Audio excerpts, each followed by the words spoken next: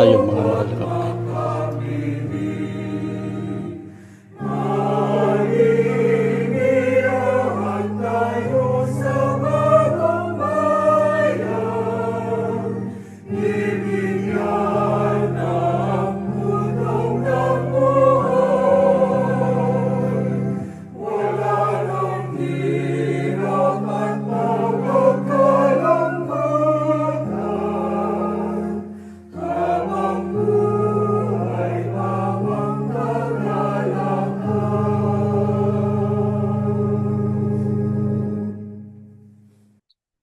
Ama namin Diyos, maraming salamat po.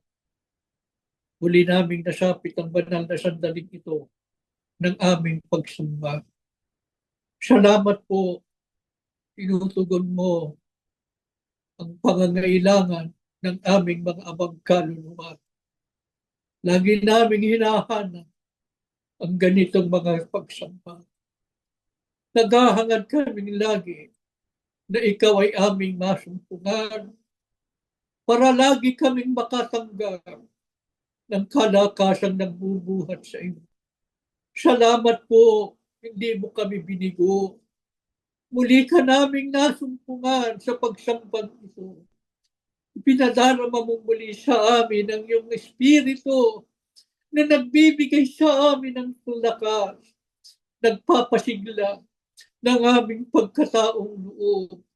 Salamat aming Ama sa pag-iingat mo sa amin araw-araw. Salamat po sa iyong mga biyaya, sa iyong mga pagpapala.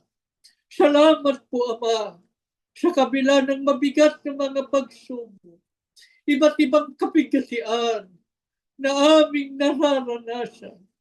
Ikaw, aming Ama, ang laging nagbibigay sa amin ng lakas ng loob. Lagi mong tinatanglawan ang aming mga puso. Kaya kami hanggang ngayon nakapagpapatuloy, nagsisikap na may taguyod ang aming kaalalan. Purihin ka po, sinasamba ka ng aming mga abang kaluluwa. Patawarin kami, Ama, sa aming mga sala. Tanggapin mo kaming lahat. Tanggapin mo po ang aming mga pagsamba. Panginoong Hesus, salamat sa iyong pag-alalay sa amin. Salamat, Panginoong Hesus. Hindi mo kami pinababayaan. Lagi naming nakikita ang pagtupad mo sa iyong mga pangako para sa amin. Inaalalayan mo kami araw-araw. Ginagabayan mo kami. Pinangungunahan mo ang aming mga paglakad. Hanggang ngayon narito kami. Nakasasamba kami sa iyo. Tanggapin mo kami, Panginoong Jesus. Tanggapin mo ang aming mga pagpupuri. Nilulwalhati ka ng aming mga puso. Muli mo kaming ipamagitan sa Ama. Kaabagan mo po. Patuloy na basbasan kaming magkakapatid. Pagpalain kaming lahat ang aming mga abang kaluluwa. Ama, muli kaming nakagaya, tumanggap ng iyong mga salita, pagkain ng aming mga kaluluwa, maging handang lubos ang iyong mga dito. Kasamikan namin ang iyong mga aral, patuloy na magsilbing ilaw at gabay namin sa paglalakbay upang wala nang maiwan sa amin, wala nang mahiwalay, kundi manatili kami sa daan ng kaligtasan. Tuloy mo kaming iugnay sa diwa't layunin ng pagsusugo mo sa mga huling araw. Tulungan mo po kaming lahat. Huwag naming malimutan ang mga aral na kanilang itinuro sa amin, maging ng kapatid na Iranyo Manalo noong sila'y nabubuhay pa.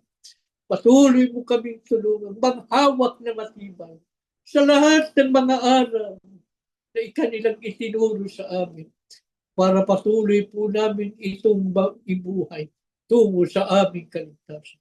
Magalang po namin hinihiling ang lahat sa pangalan po ng aming Panginoong Hesukristo. Amen.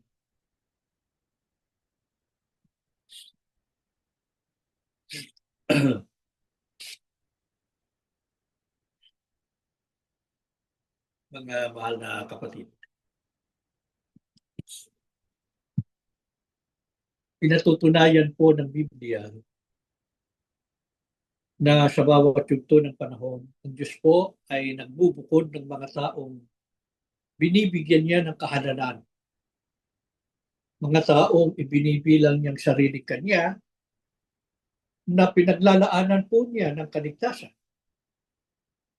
Sa ating panahon, sa mga huling araw na ito, ay ang Iglesia ni Cristo po na ating kinaaniban ay siyang bayang hinirang ng Diyos. Kaya sa atin din po nakalaan ang kaligtasan. Subalit upang makasiguro po tayo ng kaligtasan, di natin dapat payagan na tayo ay mahulog sa pagkakamali na nagawa ng mga unang lingkod ng Diyos na nasa kahalalan na sana, ngunit nabigo pa na masamo ang pagpapala ng Diyos. Ayon po sa Biblia, meron bang mga taong binigyan ng pagkakataon na maligtas? Subalit nagwakas pa sa kapahamakan? Meron. Binabanggit po sa Judas 1:5 nang tinutukoy ay ang Israel na unang bayan ng Diyos. Ano po ang nangyari sa kanila? Ang sabi ng Biblia, matapos iligtas ng Panginoon ang bansang Israel sa lupain ng Ehipto, pinuksan niya ang mga taong hindi nanalig sa Kanya. Bakit pinuksan ng Diyos ang Israel na hindi nanalig sa Kanya pagkatapos nailigtas sa pagkaalipin sa Ehipto? Paano po ba nahayag ang kawalan ng pananalig ng Israel sa Diyos? Sa Roma 10:21, sabi ng Biblia, patungkol sa mga tao ng Israel, ay sinabi niya, mga taong masuwayin at mga taong sumasalungat. Masama po kung gayon na maging masuwayin at laging sumasalungat sa mga kautusan ng Diyos. Lalo na sa mga tao ng Diyos na binigyan niya ng karapatan at kaalalan. Ito po ay katunayan ng kawalan ng pananalig sa Diyos. Kahit pa kabilang sa bayan ng Diyos, subalit kung hindi naman sumusunod, manapay nabubuhay sa paglabag o sa iba't ibang kasamaan at hindi ginagawa ang mga bagay na ipinagagawa ng Diyos, hindi rin po maliligtas pagdating ng wakas. Dito pa lamang sa buhay na ito ay mabibigo na sila na matamo ang pagpapala ng Diyos. Sino pa ang taong nasa daan na ng kaligtasan? Subalit nabigo pang makarating sa kaligtasan, manapay napahamak pa ang asawa po ni Lot. Ang pangyayaring binabanggit sa Genesis 19:15 hanggang 17 ay ang pagbunaw ng Diyos sa Sodoma at Gomorra dahil sa mga kasamaan at kahalayan ng mga mamamayan ito. Subalit ang pamilya po ni Lot ay nakasumpong ng biyaya sa paningin ng Diyos. Isinugo niya ng Diyos ang mga anghel upang iligtas si Lot at ang kanyang sambahayan. Paano po ipinakita ng Diyos ang kanyang habag at pagmamahal sa sambahayan ni Lot? Ang sabi ng Biblia, nang umumaga ay pinapagmadali ng mga anghel si Lot. Sinasabi, bangon ka, ipagsama mo ang iyong asawa at ang iyong 2 anak na babae na narito. Baka pati ikaw ay madamay sa parusa sa bayan. Ano ginawa ng mga anghel nung sila'y nagpatumpik-tumpik pa? Mabagal yung reaksyon. Ang sabi ng Biblia, hinawakan ng mga lalaki ang kanyang kamay at ang kamay ng kanyang asawa at ang kamay ng kanyang 2 anak na babae. Sa habag sa kanya ng Panginoon at siya'y kanilang inilabas at siya'y kanilang inilagay sa labas ng bayan. At ano po ang tagubilin ng Diyos sa kanila sa pamamagitan ng mga anghel upang wag silang mapahamak. Ang sabi ng mga anghel, itakas mo ang iyong buhay. Huwag kang lumingon o huminto man sa buong kapatagan. Tumakas ka hanggang sa bundok. Baka ikaw ay mamatay. Tandaan natin ito, mga kapatid. Yung mahigpit na tagubilin ng Diyos sa kanila. Nung binigyan na sila ng pagkasa at sa kaligtasan, inililigtas na sila ng Diyos. Pero merong tagubilin ng Diyos para malubos ang kanilang kaligtasan. Huwag kang lumingon. Baka ikaw ay mamatay. Bakit po nagwakas pa sa pagkapahamak ang asawa ni Lot? Kasama ni Lot, kanyang asawa, yung dalawang mga anak niya. Sa pagtakas, sa paglabas sa Sodoma at Gomorra, na noon ay tinutupok ng Diyos bilang parusa sa kanilang kasamaan. Pero bakit yung asawa ni Lot nasa daan na ng kaligtasan eh? Nagwakas pa sa kaparusahan, sa pagkapahamak. Ano nangyari? Sa Genesis 19:25 hanggang 26, ang sabi ng Biblia, ang asawa ni Lot ay lumingon sa likuran ni Lot. Diba yun ang mahigpit na bilin ng Diyos sa kanila? Huwag kang lumingon. Pagkatapos ito namang asawa ni Lot, lumingon sa likuran ni Lot. Ano nangyari? At naging haliging asin. Hindi pala sinunod ng asawa ni Lot ang tagubilin ng Diyos na huwag lilingon sa likod. Ano ba babala ng Diyos kapag lumingon? Ang sabi kanina, baka ikaw ay mamatay. Ano ginawa ng asawa ni Lot? Sinuway niya ang tagubilin ng Diyos. Ano nangyari sa kanya pagkatapos? Naging haliging asin. Nasandaan na ng kaligtasan. Nabigo pa. Inuulit po namin, mga kapatid, masama sa isang lingkod ng Diyos na binigyan na ng pagkakataon na maligtas, na maging masuwayin at hindi sumusunod sa mga tagubilin ng Diyos. Meron bang mga kaanib sa Iglesia ni Cristo ngayon na magiging katulad ng asawa ni Lot na nasa daanan ng kaligtasan, subalit tiyak na mapapahamak pa? Meron.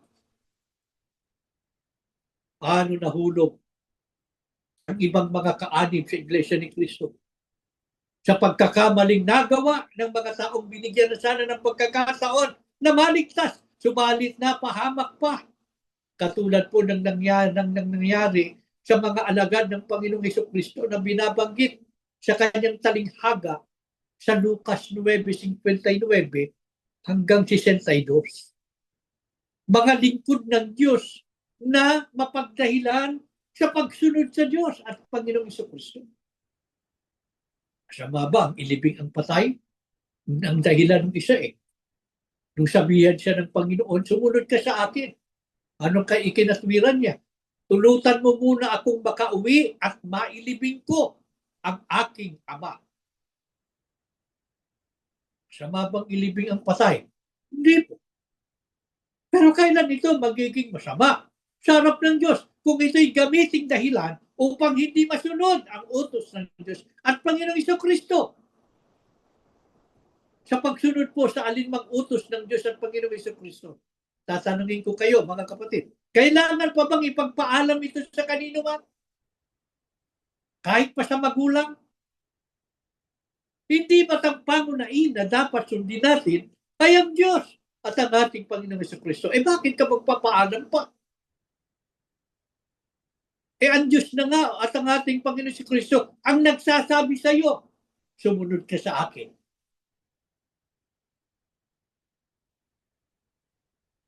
Kaya ano pa siya sa mga mapagdahilan?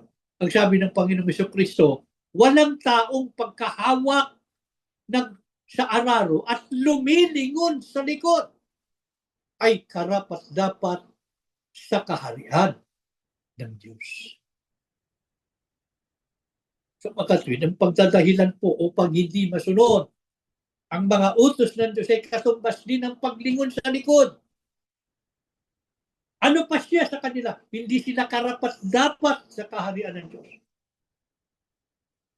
Kaya kahit pakaanib sa Iglesia ni Cristo po, subalit kung magiging masuwain din at mapagdahilan para hindi makasunod, ay tiyak na magwawakas din sa kapahamakan o sa kaparusahan ng Diyos. Ay masama na hindi dumalo sa pagsamba sa iba't ibang dahilan. Diba? Maraming dinadahilan ng mga kapatid na nagpapabayo sa pagsamba. Tatanggapin kaya ng Diyos ang kanilang pagdadahilan? Maliban siguro meron siyang malubang sakit at hindi niya kaya idalo ang kanyang sarili doon sa pagtitipon na siyang pagsamba sa Diyos.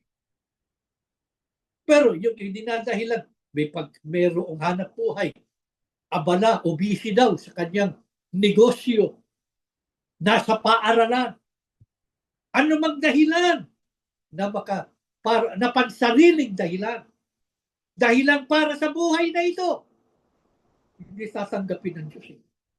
Bakit? Una at pangunahin sa buhay natin na dapat makita ng Diyos na pagpapahalaga sa atin ay ang mga spiritual na bagay.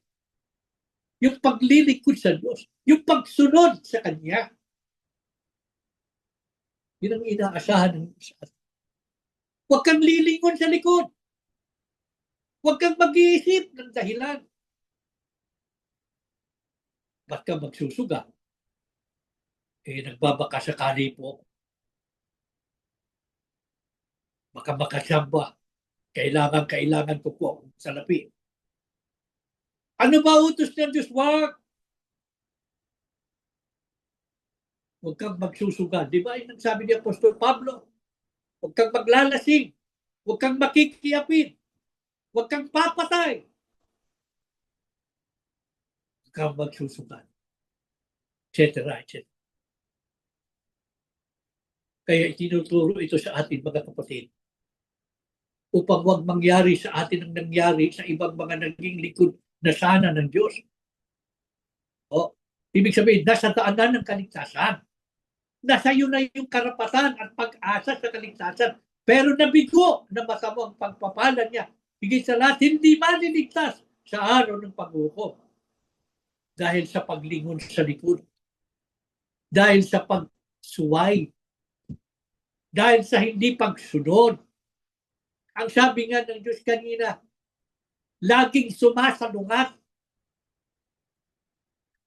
Sino tayo para salungatin ang sinasabi ng Diyos? Diba?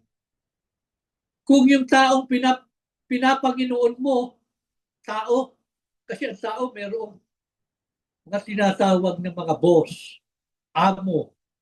Sino yun sila? Mga pinaglilingkuran nila, pinagtatrabahuan nila. Siyempre, kung ano sasabihin nila, yun ang gagawin mo. Hindi mo sasalugatin. Tao lang yun eh. Hindi lalo na ang Diyos. Ang Diyos ang pinaglilingkuran ng tao. Sino binigyan ng Diyos ng karapatan na maglingkod sa Kanya? Hindi naman lahat po ng tao eh. Sino lamang? Yun ang sinabi sa ating kanina sa pagsisimula eh. Sa bawat panahon, nagbubukod ang Diyos ng mga tao na binibilang niyang Kanya, sariling bayan niya, na may karapatan maglingkod sa Kanya. Sila lang yung tinitingnan ng Diyos na maglilingkod sa Kanya, tatanggapin niya.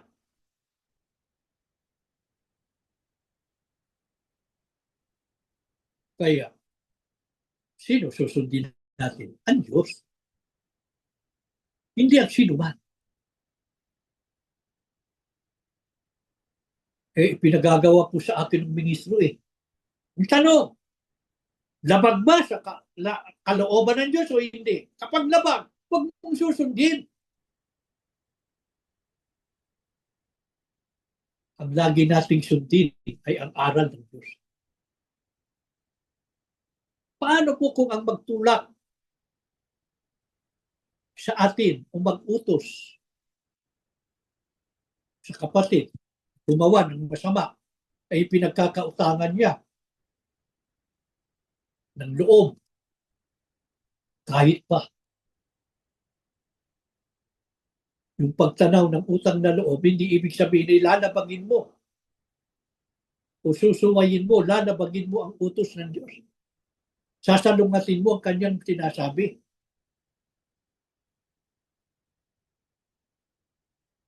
Kaya, ito po tandaan natin mga kapatid, sa atin, ang mga nanindigan sa katwiran. Huwag sanang masayang ang ating mga sakripisyo mula nang tayo manindigan sa katwiran. Panatilihan po natin itong matatag, anuman ang ating maranasan. Ang Diyos lang ang bigyan natin ng kasiyahan sa buhay natin. Kahit na sino pa ang mag-utos sa atin na gumawa ng masama, ang utos ng Diyos pa rin ang ating susundin. Kahit pa ministro ang magsasabi sa iyo,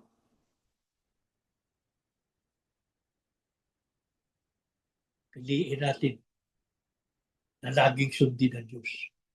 Ganito po dapat katatag ang ating paninindigan sa paglilingkod sa Diyos. Bakit? Sino lamang ba sa mga lingkod ng Diyos ang tiyak na ililigtas niya?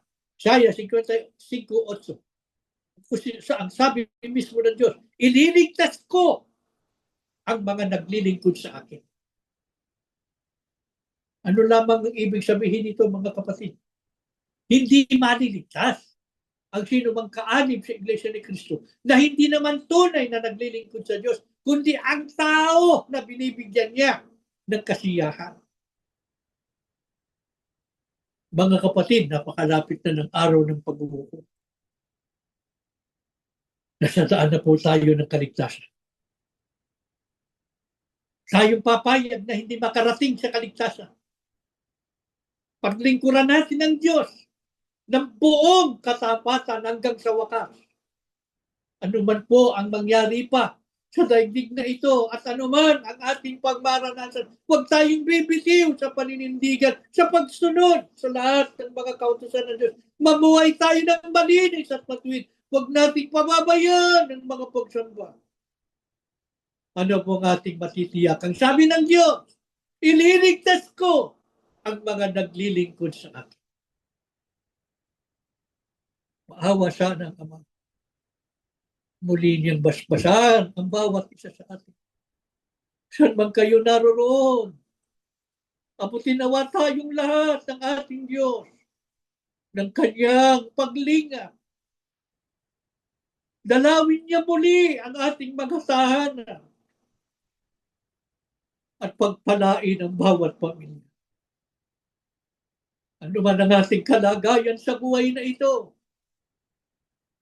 maggunita nawa tayo ng Ama, muli niyang bigyan ng kapayapaan at kaligayahan ng ating puso sa ating abang kalagayan. Patuloy tayong magsayang makapagtiis, naglilingkod sa Kanya. Upang pagdating ng takdang panahon, sama-sama tayong lahat sasalubong sa Panginoong Hesus at manahan at magpakailanman.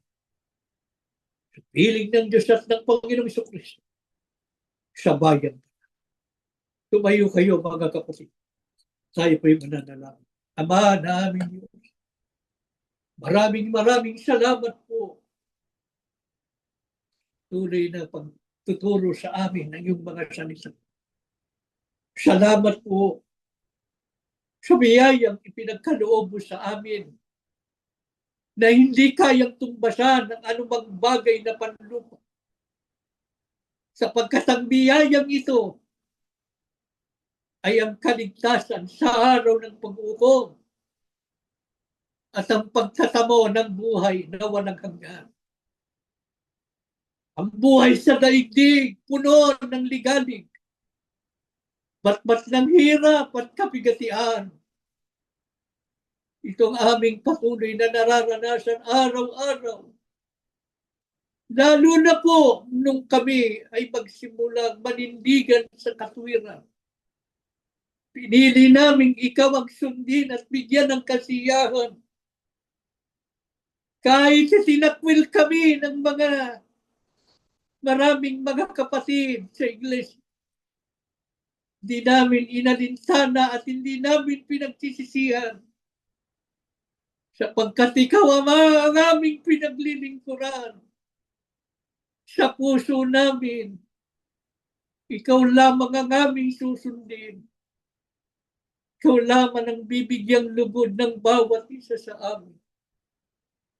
Kahit patuloy po na magdanas kami ng iba't ibang pagsubok pa, hindi kami titigil sa pagsunod sa iyo, Ama.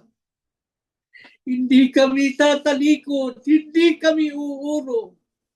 Hindi po magbabago ang aming pananalig at ang aming paninindigan na ikaw lamang po ang tanging paglilingkuran at susundin namin. Dumating sa aming buhay. Mangyari na ang mangyari. Pero Ama, hindi kami bibitiw sa paninindigan namin sa panig mo. Ngunit ang aming pakiusap, huwag mo kaming pababayaan. Huwag mo rin kaming bibitiwan. Halika na muli sa piling namin. Basbasan mong muli ang iyong mga anak.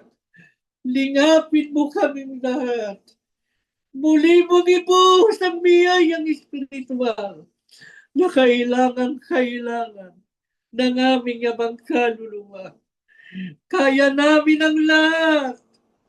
Sasagupain namin ang anumang bigat ng mga pagsubok kung lagi naming tinatanggap ang lakas na mula sa iyo.